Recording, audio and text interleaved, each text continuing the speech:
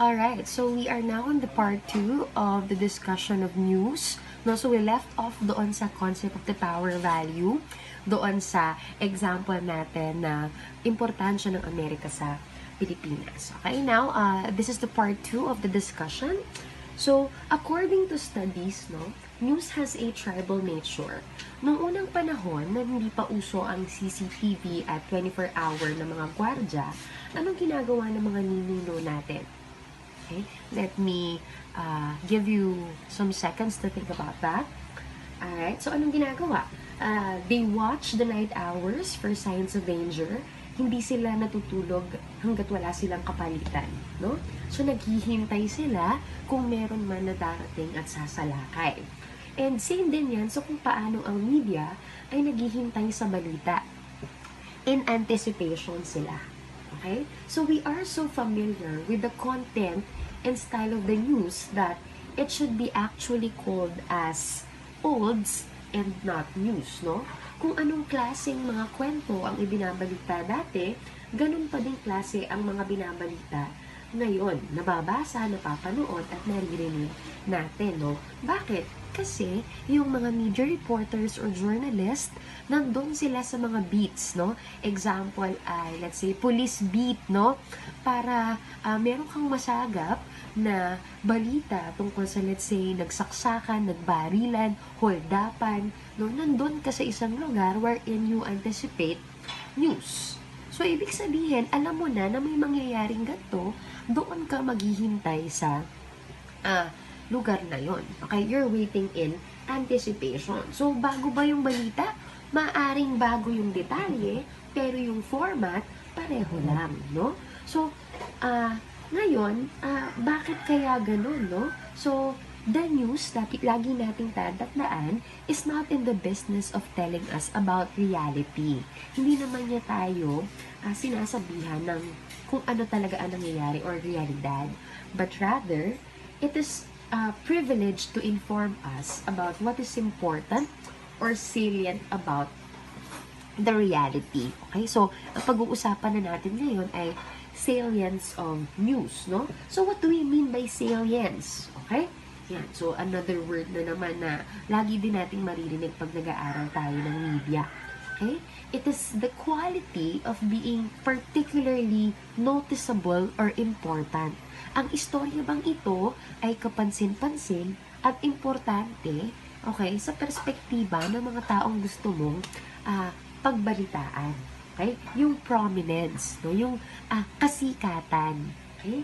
So, kung ano yung mapapansin, kung ano yung sikat. Okay? Tandaan, importance is key. Okay? People or institutions featured regularly sa news do so because they are judged to be important sa society. Example, saan ka nakakita ng supposed to be secret wedding pero mayat maya may spekulasyon ng balita?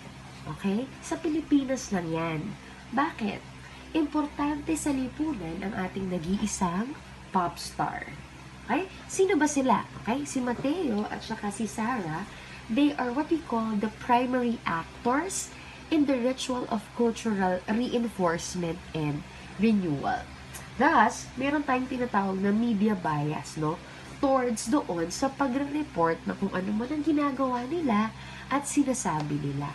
Okay? It is only natural and proper for us to report about what we call yung ating mga knowns rather than the unknowns. Okay? So, example natin dyan, si Sarah at si Mateo. Now, let's go to another term na pwede nating pag-aralan dito, no? So, news or balita is characterized by what we call power-centeredness. Okay? So, the same criteria for selection or pagpili ng balita seem to apply doon sa ating mga news sources.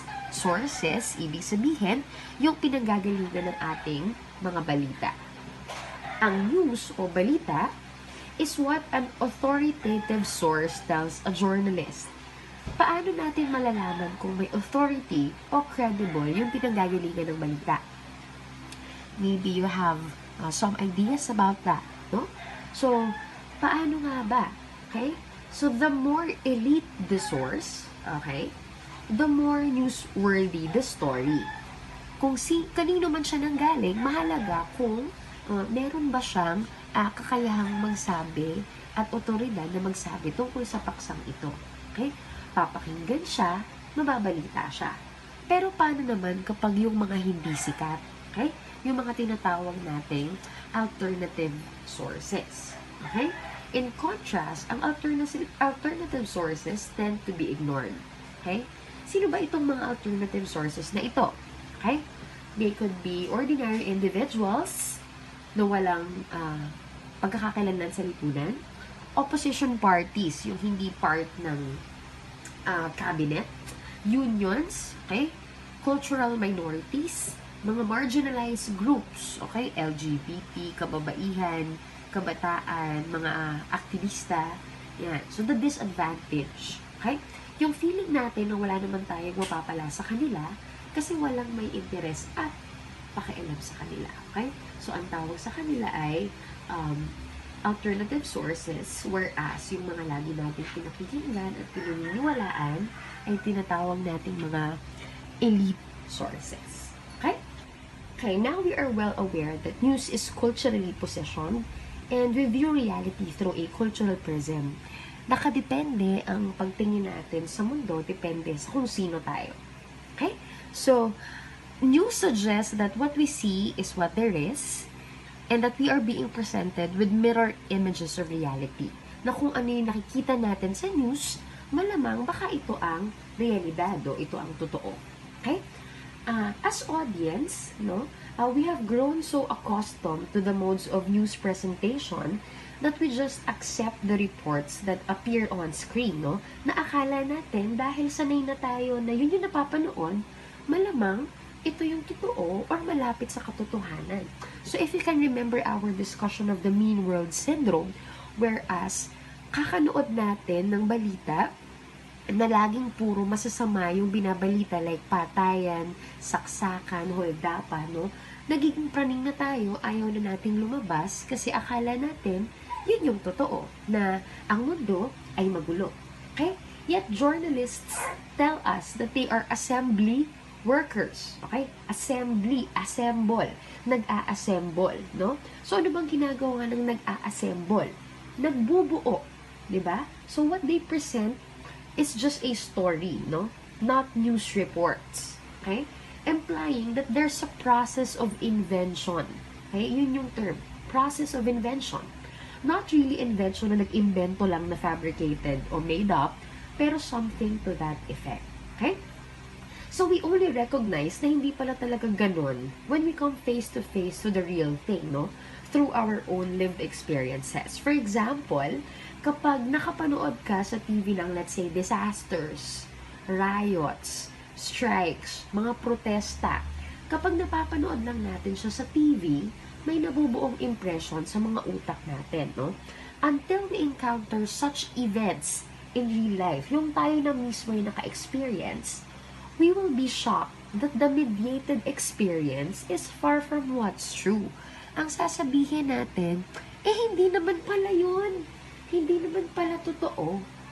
Pero bakit yun yung nire-report ng media? Kasi yun yung interesting, yun yung controversial, yun yung mas magta-trend. Okay? Yeah. So, gets naman natin yung part na yun, no? So, one example is this, no? So, if you can remember yung issue ng SEA Games, so iwan na muna natin yung COVID. Itong si Miss Let Demzon, isang head coach ng isang sport ng SEA Games, nag-trending yung sinabi niya na ang pinapakain daw sa kanila ng mga athletes ay kikiam, okay? Sa isang hotel. So, ito ang nireport ng media, that's Philippine Star. Okay?